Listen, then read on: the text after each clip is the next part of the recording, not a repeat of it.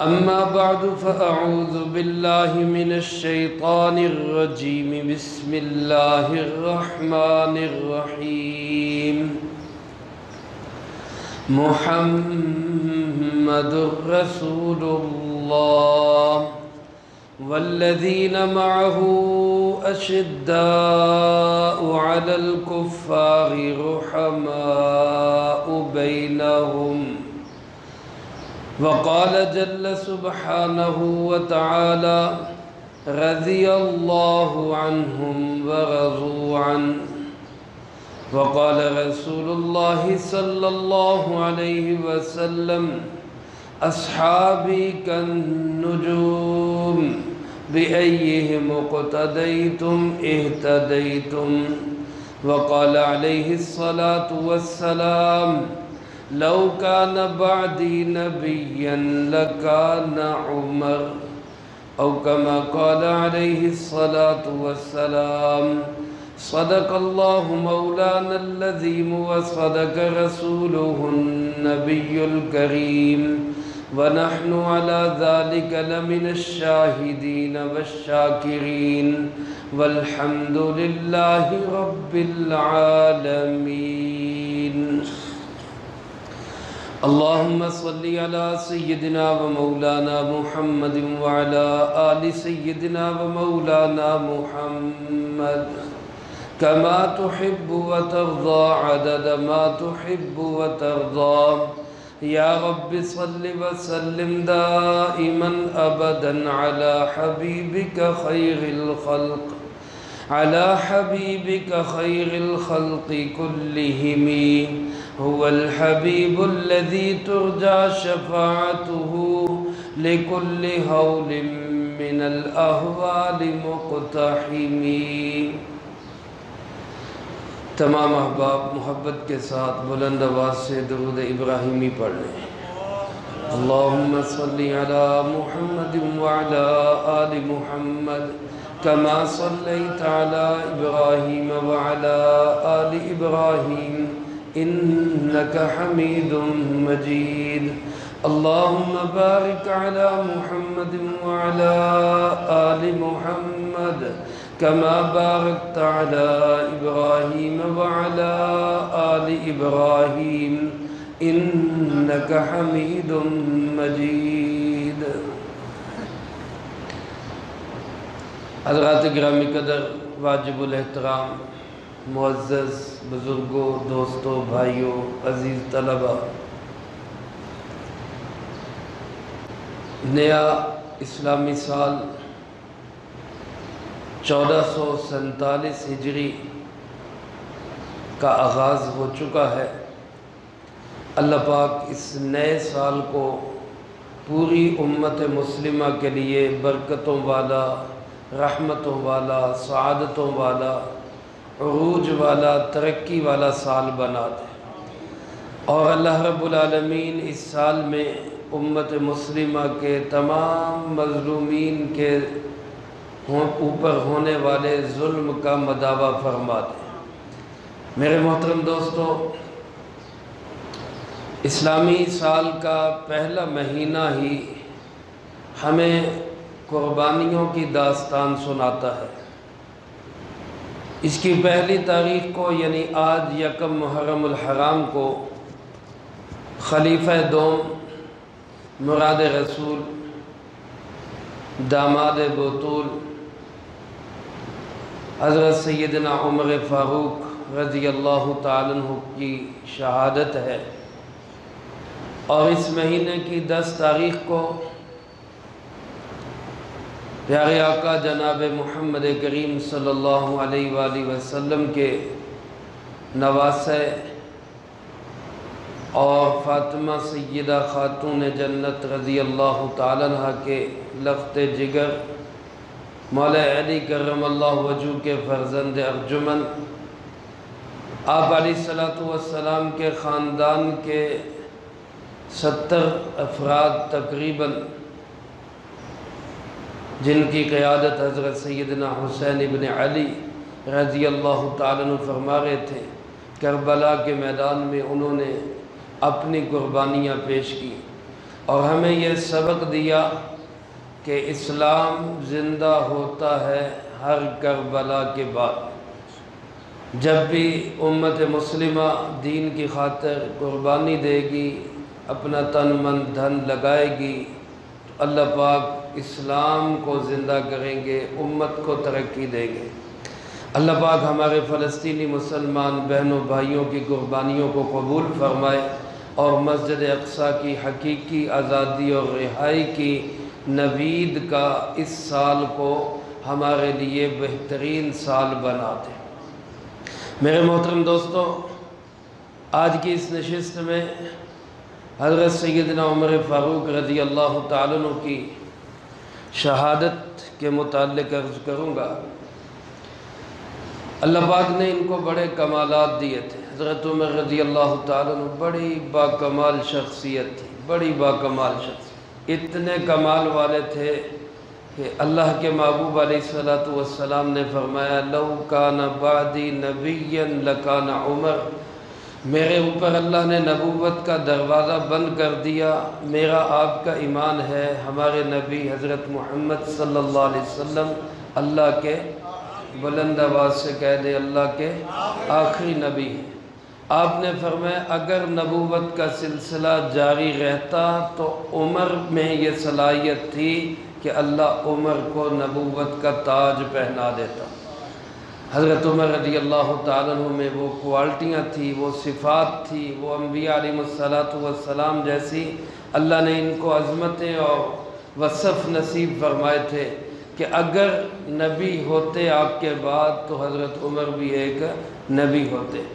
میرے محترم دوستو، ایک حدیث پاک میں آپ علیہ السلام نے فرمایا کہ عمر جس گلی سے گزر جاتا ہے شیطان وہ گلی بھی چھوڑ دیتا ہے۔ مشکات شریف میں یہ حدیث ہے، مفہوم حدیث یہ ہے جس گلی سے عمر کا گزر ہو جائے اس گلی کو شیطان بھی چھوڑ دیتا ہے، وہ بھی وہاں سے بھاگ جاتا ہے۔ اللہ پاک نے حضرت عمر رضی اللہ تعالیٰ عنہ سے بہت بڑا دین کا کام لیا ہے۔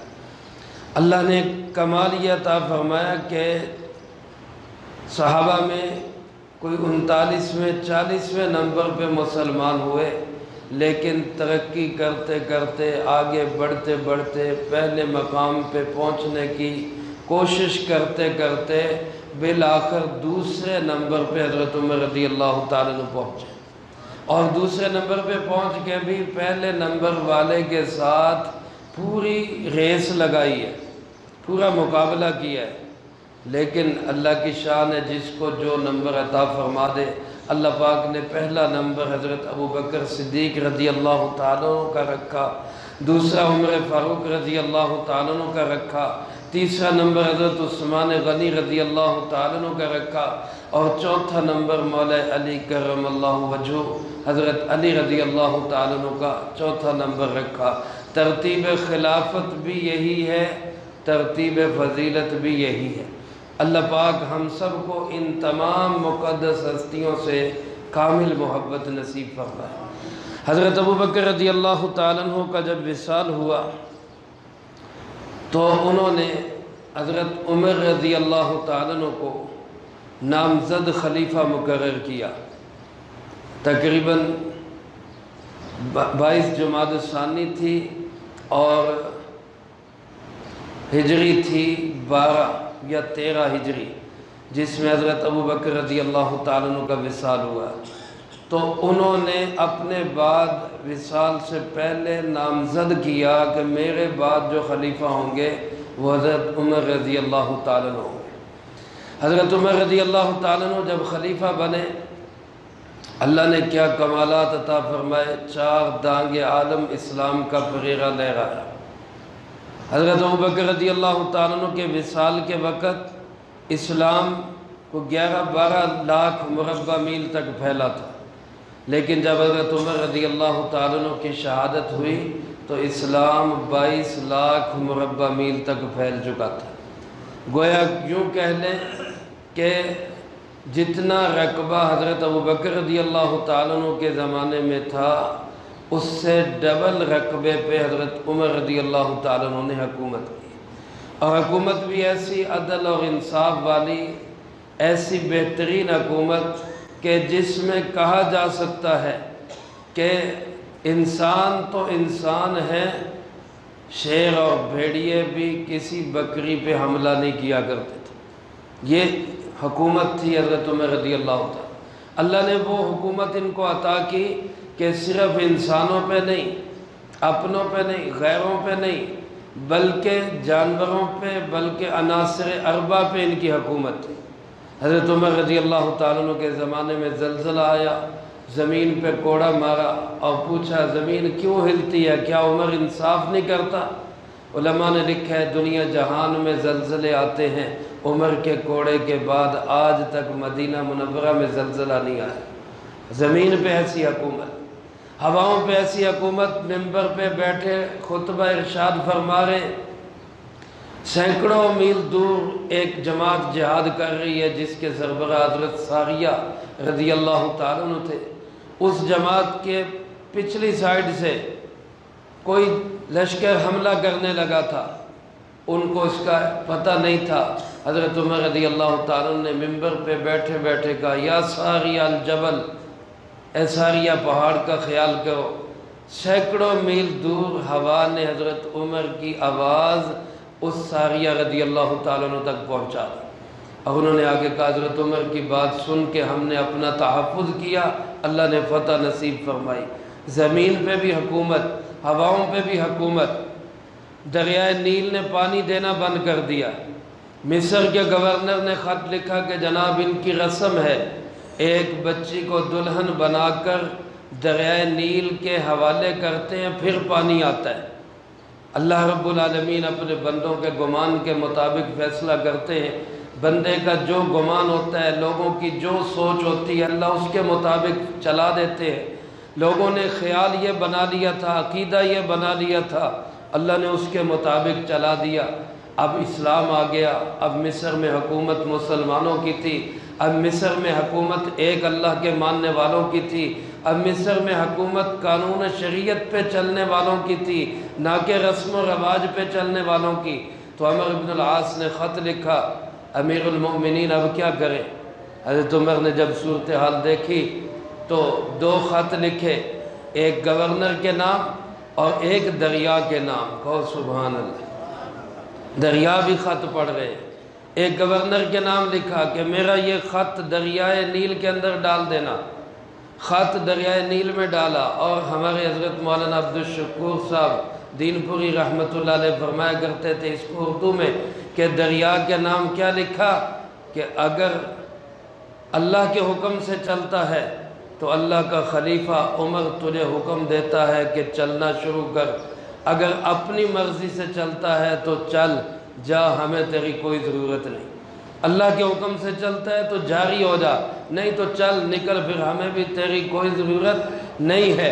علماء نے لکھا ہے کہ وہ خط دریا میں ڈالنا تھا کہ دریا کا پانی 16 ہاتھ اوپر چڑھ آیا، اور آج تک دریائے نیل کے پانی میں کبھی کمی نہیں ہوئی۔ یہ عمر کی حکومت ہے، پانیوں پہ حکومت، ہواؤں پہ حکومت، زمین پہ حکومت۔ ایک آگ نکلی حرہ سے، حرہ کے پہاڑ سے ایک آگ نکلی اور درخت جلا رہی، مکان جلا رہی، مدینہ کی طرف بڑھ گئی۔ حضرت عمر رضی اللہ تعالیٰ عنہ کو اطلاع دی گئی، آپ نے اپنی چادر مبارک حضرت تمیم داری کو دی، فرمایا جاؤ یہ عمر کی چادر لے جاؤ اور آگ سے کہو چلو واپس چلو۔ اب تمیم داری رضی اللہ تعالیٰ عنہ چادر لے کر گئے اور اس کو ایسے ہنکاریں جیسے جانوروں کو ہنکایا جاتا، جیسے چھانٹا مار کے جانور کو چلاتے۔ عمر کی چادر کا اثر تھا، وہ آگ کو ایسے کر رہے اور آگ پیچھے ہٹتی جا رہی، آگ پیچھے ہٹتی جا رہی، حتیٰ کہ جس سوراخ سے، پہاڑ کی جس کھو سے آگ نکلی تھی اسی میں دوبارہ دفن کر کے اوپر پتھر رکھ کے آگے بتایا جی آگ واپس چلی گئی۔ یہ تھا عمر رضی اللہ تعالیٰ عنہ، بلند آواز سے کہہ دیں رضی اللہ تعالیٰ۔ میرے دوستو عزیز ساتھیوں، 22 لاکھ مربع میل پر ایسی بہترین حکومت کی۔ سن 23 ہجری آیا، 23 ہجری میں حضرت عمر رضی اللہ تعالیٰ عنہ حج کے لیے گئے۔ ذوالحج کا مہینہ ابھی ختم ہوا ہے تو حج کرنے کے لیے گئے۔ حج کر کے واپس آ رہے تھے، راستے میں ایک جگہ پہ پڑاؤ کیا، پتھریلی زمین تھی، کنکریوں کو ذرا ہٹا کے چادر بچھائی اور 22 لاکھ مربع میل کا حاکم زمین پہ ہی سو گیا۔ سبحان اللہ، ایسے حکمران تھے۔ جب یہ حکمران تھے تو پبلک اور رعایا سکون میں تھی، لوگ اطمینان میں تھے، لوگ سکھ کی نیند سوتے تھے۔ حضرت عمر رضی اللہ تعالیٰ نے ایک بھکاری کو بھیک مانگتے دیکھا، پوچھا بابا جی بھیک کیوں مانگ رہے ہو؟ کیا عمر کی حکومت میں تمہیں کچھ نہیں مل رہا، بھیک مانگنے کی کیا ضرورت؟ انہوں نے کہا جی میں غیر مسلم ہوں، مجھ پہ ٹیکس اتنا لگ گیا ہے، اب کمائی ہوتی نہیں، بڑھاپا ہے، محنت کر نہیں سکتا، جب تک محنت کرتا تھا کما کے ٹیکس دیتا تھا، اب کمائی نہیں ہوتی، کیا کروں، بھیک مانگ کے ٹیکس دینا ہے۔ حضرت عمر رضی اللہ تعالیٰ نے اسی وقت اپنے جیب خرچ سے اس کو کچھ پیسے دیے اور بیت المال کے ذمہ دار سے کہا غیر مسلموں کے جو لوگ بوڑھے ہو جائیں، معذور ہو جائیں، ان کا ٹیکس ختم کر کے ان کو گورنمنٹ کے خزانے سے وظیفہ جاری کیا۔ اور فرمایا یہ کیا بات ہوئی کہ ان کی جوانی میں ہم فائدہ اٹھاتے رہیں اور جب ان کا بڑھاپا آئے تو پھر یہ ہم ان کو بھیک مانگنے پہ چھوڑ دیں؟ ایسا نہیں ہوگا، ان کو ٹیکس ان کو گورنمنٹ کے خزانے سے دیا جائے۔ یہ حکومت کرنے والا 22 لاکھ مربع میل کا حاکم فرش پہ سویا، یوں لیٹے تو آنکھ آسمان کی طرف چلی گئی، اللہ رب العالمین سے رابطہ ہو گیا اور ایک دعا کی۔ کیا دعا کی؟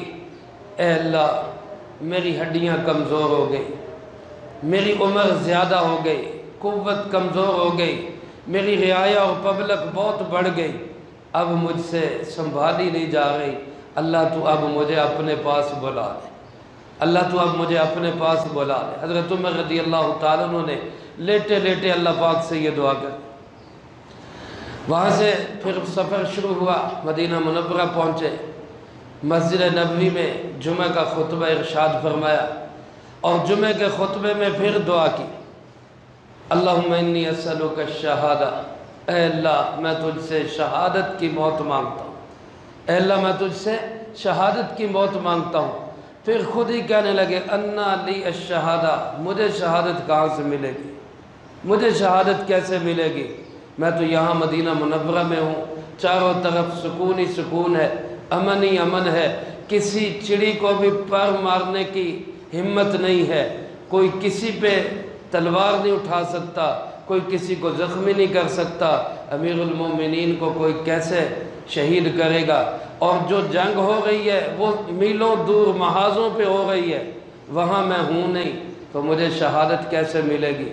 پھر خود ہی کہنے لگے وہ اللہ بڑی قدرتوں والا ہے جو مجھے مکہ سے مدینہ لے آیا، وہ مجھے مدینہ میں شہادت بھی دے سکتا ہے، جو مجھے مکہ سے مدینہ میں لے کے آیا وہ میرے لیے مدینہ میں شہادت کے اسباب بھی پیدا کر سکتا ہے۔ پھر دعا کی اللہم انی اسألک الشہاد، اللہم انی اسألک الشہادۃ فی سبیلک، اے اللہ میں تجھ سے تیرے راستے کی شہادت بھی مانگتا ہوں، وجعل موتی فی بلد رسولک، اور اے اللہ میں تجھ سے یہ بھی مانگتا ہوں کہ اپنے نبی کے شہر کی موت نصیب فرما۔ دو دعائیں کی، شہادت بھی دے دے، نبی کے شہر کی بھی دے دے۔ اگر کسی نے زبان حال سے کہا ہو کہ عمر کیسے ہوگا، شہادت سینکڑوں میل دور محاذوں پہ ہے، مدینہ منورہ میں موت بھی چاہتے ہو شہادت بھی چاہتے ہو، تو حضرت عمر نے زبان حال سے جواب دیا ہوگا کہ تم سے تھوڑی مانگتا ہوں، جس سے مانگتا ہوں وہ دینے پہ بھی قادر ہے۔ اللہ رب العالمین نے پھر اس دعا کو کیسی قبولیت عطا فرمائی، کیسی اللہ نے اس کی قبولیت عطا کی۔ حضرت عمر نے دو چیزیں مانگی رضی اللہ تعالیٰ عنہ، ایک مدینہ منورہ کی موت، ایک مدینہ منورہ کی موت اور دوسری شہادت کی موت، دو چیزیں مانگی۔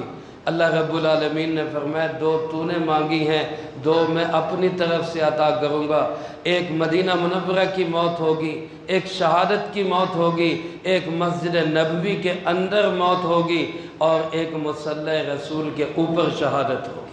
اللہ نے حضرت عمر رضی اللہ تعالیٰ عنہ کو کیسی عظیم نعمت نصیب فرمائی۔ ایک شخص تھا ابو لؤلؤ، فیروز اس کا نام تھا، ابو لولو کنیت تھی، مجوسی تھا، مذہب کے لحاظ سے رہنے والا تھا نہاوند، ایران کا ایک علاقہ ہے نہاوند فارس کا، وہاں کا رہنے والا تھا۔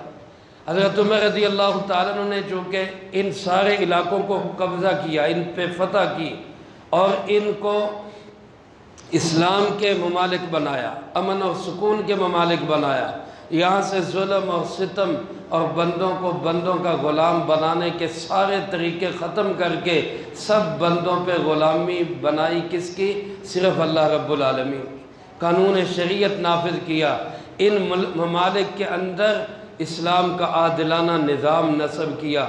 اس ابو لولو فیروز مجوسی کے بڑے بھی اس جنگ میں مارے گئے، اس کو بڑا دکھ تھا، بڑی تکلیف تھی، یہ غلام بنا، مدینہ منورہ میں آیا، حضرت مغیرہ بن شعبہ رضی اللہ تعالیٰ عنہ کا غلام تھا اور اس کا پیشہ یہ تھا کہ یہ چکی بناتا تھا، چکی بڑی خوبصورت بڑی بہترین بناتا تھا، تو اس پہ غیر مسلم ہونے کی حیثیت سے اس پہ ٹیکس بھی تھا، کمائی کے حساب سے اس پہ ٹیکس تھا۔ اس نے حضرت عمر رضی اللہ تعالیٰ عنہ سے کہا کہ میرا مالک مجھ سے زیادہ پیسے لیتا ہے، ٹیکس زیادہ لگتا ہے۔ حضرت عمر نے پوچھا بھی کیا کرتے ہو؟ اس نے بتایا یہ کام۔ فرمایا تمہاری آمدن کے لحاظ سے ٹیکس زیادہ نہیں ہے، جتنی تمہاری کمائی ہے آمدن ہے اس حساب سے ٹیکس زیادہ نہیں ہے، تمہارا بہت ہنر ہے، بڑی اچھی تم بنا لیتے ہو۔ تو اس نے کہا کہ میں آپ کے لیے بھی ایک چکی تیار کر رہا ہوں اور ایسی چکی ہوگی جس کی شہرت مغرب سے مشرق تک ہوگی۔ جب وہ چلا گیا تو حضرت عمر رضی اللہ تعالیٰ نے ساتھیوں سے کہا کہ یہ مجھے مارنے کی دھمکی دے کے گیا ہے، یہ مجھے مارنے کی دھمکی دے کے گیا ہے۔ ساتھیوں نے کہا جی اس کو پکڑتے ہیں، آپ کی حکومت ہے، گرفتار کرتے ہیں۔ تو میں کیسے گرفتار کریں؟ ابھی جرم اس نے کیا ہی نہیں، ابھی اس نے کوئی گناہ کیا ہی نہیں، کیوں گرفتار کریں؟ یہ نظام آج دنیا میں کہیں آپ پیش کر سکتے ہیں؟ یہاں تو جرم نہ بھی ہو بغیر جرم کے اٹھا کے لے جاتے، اور وہاں خلیفہ وقت 22 لاکھ مربع میل کا حاکم کیا کہہ رہا ہے؟ ابھی اس نے دھمکی دی ہے، کون سا جرم کیا ہے، میں کیسے اٹھاؤں اس کو، کیسے پکڑوں اس کو؟ خیر حضرت عمر رضی اللہ تعالیٰ عنہ کی دعا چل رہی تھی، جمعہ گزرا، ہفتہ اتوار پیر منگل گزرا، بدھ کے دن فجر کی نماز پڑھانے کے لیے حضرت عمر رضی اللہ تعالیٰ عنہ مسجد میں تشریف لائے تو یہ ابو لولو فیروز مجوسی یہ مسجد میں کونے میں چھپا بیٹھا تھا، اندھیرے کا فائدہ اٹھایا، چادر اوڑھی، سردی کا موسم تھا، چادر اوڑھ کے ایک کونے میں چھپ کے بیٹھ گیا۔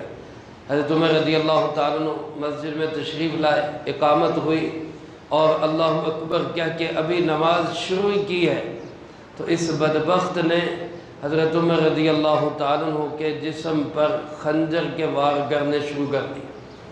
زہر آلود خنجر تھا، اس سے حضرت عمر کے پیٹ میں خنجر گھونپنے شروع کی۔ جب حضرت عمر رضی اللہ تعالیٰ عنہ کی چیخیں نکلی تو نمازیوں کو پتہ چلا، انہوں نے پکڑنے کی کوشش کی، اس نے اندھا دھند خنجر گھمایا جس سے 13 لوگ اور زخمی ہوئے، جن میں سے 9 یا 6 حضرات شہید بھی ہو گئے اسی کے وار کی وجہ سے۔ حضرت عبد الرحمن ابن عوف رضی اللہ تعالیٰ نے اپنا کمبل اس خبیث کے اوپر ڈالا جس سے اس کی حرکت سست ہو گئی، اور اس نے پھر یہ دیکھا کہ میں اب پکڑا جانے لگا ہوں تو اس نے خود ہی اپنا گلا کاٹ لیا، وہیں مر گیا۔ اور یہ بات ہمیشہ کے لیے دفن ہو گئی کہ حضرت عمر رضی اللہ تعالیٰ عنہ کو شہید کرنے میں سازش کس کی تھی، مارنے والا ہی وہیں پہ ختم ہو گیا۔ حضرت عمر رضی اللہ تعالیٰ عنہ زخمی حالت میں انہوں نے حضرت عبد الرحمن ابن عوف رضی اللہ تعالیٰ عنہ کو ہاتھ پکڑ کے آگے کیا، انہوں نے جلدی سے نماز مکمل کروائی۔ سوچے ذرا میرے عزیز دوستو، نماز کی کتنی اہمیت، خلیفہ وقت ہے، خون میں لت پت ہے، اس صورتحال کے اندر نماز مکمل کروائی جا رہی ہے، نماز پوری کرے۔ اور اس کے بعد حضرت عمر رضی اللہ تعالیٰ عنہ کو جب اٹھانے لگے تو حضرت عمر رضی اللہ تعالیٰ عنہ نے پوچھا مجھے مارا کس نے، مجھے مارا کس نے؟ حضرت عبداللہ ابن عباس رضی اللہ تعالیٰ عنہ نے بتایا کہ ابو لولو فیروز مجوسی اس نے آپ پہ وار کیا ہے۔ حضرت عمر رضی اللہ تعالیٰ نے اللہ کا شکر ادا کیا، اللہ تیرا شکر ہے کسی سجدہ کرنے والے مسلمان کے ہاتھوں نہیں مر رہا، کافر کے ہاتھوں سے مرا، میرے خون میں کوئی مسلمان ملوث نہیں ہے، ایک کافر ہی ملوث ہے۔ حضرت عمر رضی اللہ تعالیٰ پہ جو حملہ ہوا یہ 26 ذی الحج کو ہوا، بدھ کا دن تھا، 27، 28، 29 3 دن آپ وہ سخت اذیت میں رہے۔ زخم اس طرح تھا کہ اگر کوئی دوائی پلائی جاتی، کوئی خوراک دی جاتی تو وہ منہ سے جاتی اور پیٹ سے باہر نکل آتی، اس طرح زخم کھلا پڑا۔ اس حالت میں خون میں لت پت حضرات نے عرض کیا کہ اپنے بعد کسی کو خلیفہ نامزد کر دیں۔ خلیفہ بنانا، خلافت قائم کرنا، قائم رکھنا اتنا اہم اور ضروری ہے۔ حضرت عمر رضی اللہ تعالیٰ عنہ سے درخواست کی گئی کہ اپنے بعد خلیفہ بنا دیں تاکہ کوئی اختلاف نہ ہو، کوئی جھگڑا نہ ہو۔ تو حضرت عمر رضی اللہ تعالیٰ نے 6 حضرات کا نام لیا کہ میں کسی کو نامزد نہیں کرتا، ان 6 میں سے مسلمان جس کو چاہے اپنا خلیفہ بنا لے۔ حضرت عثمان رضی اللہ تعالیٰ عنہ، حضرت علی کرم اللہ وجہہ، حضرت عبد الرحمن ابن عوف، حضرت سعد ابن ابی وقاص، حضرت طلحہ، حضرت زبیر ابن العوام رضی اللہ تعالیٰ عنہم، یہ 6 حضرات ہیں جن سے اللہ کے نبی علیہ السلام راضی تھے اور آخری دم تک بہت راضی رہے ہیں، بہت قرب تھا ان کا حضور نبی کریم صلی اللہ علیہ وسلم کے ساتھ، لہذا ان 6 میں سے مسلمان جس کو چاہے اپنا خلیفہ بنا۔ اس کے بعد اپنے بیٹے عبداللہ ابن عمر رضی اللہ تعالیٰ عنہ کو بلایا اور ان سے کہا اماں جان سیدہ عائشہ صدیقہ رضی اللہ تعالیٰ عنہ کے پاس جاؤ اور ان سے جا کے درخواست پیش کرو کہ امیر المؤمنین عمر بن خطاب رضی اللہ تعالیٰ عنہ اس زخمی حالت میں آپ سے ایک بھیک مانگتا ہے، اور وہ بھیک یہ ہے کہ اللہ کے نبی علیہ السلام کے پہلو میں سوئے ہوئے ابو بکر صدیق رضی اللہ تعالیٰ عنہ کے پہلو میں مجھے سونے کی جگہ عطا فرما۔ چونکہ یہ حجرہ عائشہ جو ہے یہ حضور نبی کریم صلی اللہ علیہ وسلم کی جہاں قبر مبارک ہے، یہ حضرت عائشہ رضی اللہ تعالیٰ عنہ کا گھر ہے، اسی گھر میں آپ کا انتقال ہوا تھا اور اسی گھر میں آپ کی تدفین ہوئی، کیونکہ اللہ کے نبی علیہ السلام جہاں ان کی وفات ہوتی ہے وہیں ان کی تدفین ہوتی ہے۔ تو حجرہ عائشہ میں حضرت عائشہ رضی اللہ تعالیٰ عنہ کے گھر میں ان کے کمرے میں آپ کا وصال ہوا، وہیں آپ کی تدفین ہوئی، اور آپ کے بعد حضرت ابو بکر رضی اللہ تعالیٰ عنہ کی تدفین بھی وہیں ہوئی۔ چونکہ وہ گھر حضرت عائشہ رضی اللہ تعالیٰ عنہ کا تھا، اس لیے امیر المؤمنین کا انصاف دیکھے، یہ نہیں کہا کہ میں امیر المؤمنین ہوں، میں مالک ہوں، میں جہاں چاہوں دفن ہو سکتا ہوں، بیٹے کو کہا جا کے میری طرف سے اجازت لو۔ حضرت عائشہ رضی اللہ تعالیٰ عنہ کی چیخیں نکلی، فرمایا کہ یہ جگہ تو میں نے اپنے لیے رکھی تھی، لیکن عمر کے بھی مجھ پر بڑے احسانات ہیں۔ ایک وقت تھا جب مجھ پہ الزام لگا، کچھ لوگ کشمکش کا شکار تھے، کچھ لوگ گو مگو کی کیفیت میں تھے، لیکن واحد عمر تھا جس نے دھڑلے سے کہا تھا کہ سبحانک، عائشہ سے آپ کا نکاح کرنے والے اللہ رب العالمین ہیں، لہذا جو حضرت عائشہ رضی اللہ تعالیٰ عنہ جس طرح اللہ پاک ہے، اللہ کا انتخاب بھی پاک ہے، سبحانک ھذا بہتان عظیم، لہذا میرا فیصلہ یہ ہے کہ عائشہ بالکل پاک ہے۔ حضرت عائشہ رضی اللہ تعالیٰ عنہ کو چونکہ حضرت عائشہ رضی اللہ تعالیٰ عنہ کو چونکہ حضرت عمر رضی اللہ تعالیٰ عنہ نے بڑی سپورٹ دی تھی، اس لیے فرمایا کہ میں عمر کے احسانات کا بدلہ چکا تو نہیں سکتی، لیکن یہی کہ عمر میری جگہ پہ تدفین ہو جائے۔ حضرت عمر رضی اللہ تعالیٰ عنہ ایک سائڈ پہ حضور نبی کریم صلی اللہ علیہ وسلم کی تدفین ہے، قبر مبارک ہے، اس کے پیچھے حضرت ابو بکر رضی اللہ تعالیٰ عنہ کی قبر مبارک ہے، اور اس کے پیچھے حضرت عمر رضی اللہ تعالیٰ عنہ کی قبر مبارک ہے۔ اور میرے عزیز دوستو، پھر بھی یہ فرمایا جب میرا دم نکل جائے، یہ نہیں سمجھنا کہ ہو گیا فیصلہ، جب میرا دم نکل جائے میری میت پھر لے جا کے وہاں رکھ دینا، عائشہ رضی اللہ تعالیٰ عنہ سے پھر پوچھ لینا، کہیں ایسا نہ ہو میری زندگی میں تو وہ شرما شرمی میں کہہ رہی ہوں بعد میں پتہ نہیں ان کے دل میں ہو۔ میرے عزیز دوستو، ایسے عدل و انصاف والے حاکم تھے حضرت سیدنا عمر فاروق رضی اللہ تعالیٰ عنہ۔ 26 ذی الحج کو ان پہ حملہ ہوا، 3 دن زخمی رہے، 1 محرم الحرام کو ان کی شہادت ہوئی اور تدفین ہوئی۔ اللہ پاک ان کی قبر پہ کروڑوں رحمت نازل فرمائے۔ میں آپ تمام صحابہ اکرام سے دل و جان سے محبت کرتے ہیں۔ حضرت سیدنا عمر فاروق رضی اللہ تعالیٰ عنہ یہ بھی ہمارے ہیں، حضرت علی کرم اللہ وجہہ یہ بھی ہمارے ہیں۔ کچھ لوگ ان کے آپس میں اختلافات پیدا کرنے کی کوشش کرتے اور یہ تاثر دیتے کہ پتہ نہیں یہ آپس میں کتنا لڑتے تھے۔ حالانکہ علماء نے لکھا ہے سب سے پہلے جب یہ خبر پہنچی کہ حضرت عمر پہ حملہ ہوا ہے، مسجد نبوی میں حضرت علی کرم اللہ وجہہ موجود تھے، سب سے بلند آواز سے اظہار افسوس کرنے والے حضرت علی کرم اللہ وجہہ تھے۔ آپس میں بڑی محبتیں تھیں۔ آپ ان کی محبتوں کا اندازہ اسی سے لگا لیں کہ حضرت عمر رضی اللہ تعالیٰ عنہ کی بیٹی حضرت حفصہ رضی اللہ تعالیٰ عنہ، حضرت عمر کی بیٹی نبی علیہ السلام کے گھر میں، اور نبی علیہ السلام کی بیٹی حضرت علی کرم اللہ وجہہ کے گھر میں حضرت سیدہ فاطمہ رضی اللہ عنہ، اور پھر حضرت علی کرم اللہ وجہہ کی بیٹی ان کا نکاح کلثوم رضی اللہ تعالیٰ عنہ، ان کا نکاح حضرت عمر سے ہوا۔ سبحان اللہ، کیسی عجیب ان کی محبتیں ہیں۔